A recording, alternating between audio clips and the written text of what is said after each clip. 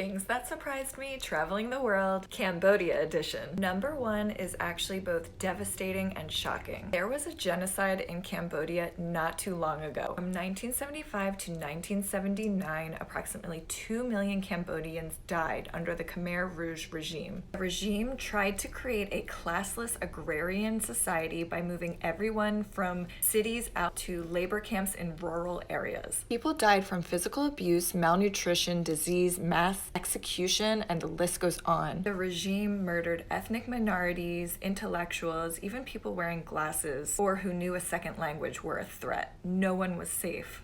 Known as one of the worst mass killings in the 20th century, and I had no idea until I visited. If you have the time to look into this further, there's a ton of videos and information you can read up on to learn more.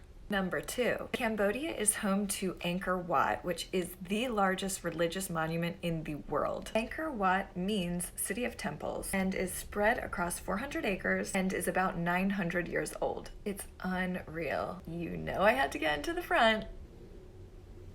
Number three, there are about 4,000 temples in Cambodia. There are actually a lot by Angkor Wat in Siem Reap, like Ta Prohm, the Tomb Raider temple, Bayon temple, the temple with over 200 faces, and so many more. Number four, Cambodia is hot all year round. I was there in September when it's super hot, and you have to cover your shoulders and knees at all of the temples. So if you're a sweater like myself, be prepared to sweat. Number five, Cambodia has over 170 floating villages, most of which are located on the Tonle Sap, the largest lake in Southeast Asia. It can take days for fishermen to get to the middle of the lake in order to get fish. Life is hard in these villages, so it's important if you visit to give back to the community. I'm pretty sure this is the best picture I've ever taken in my life.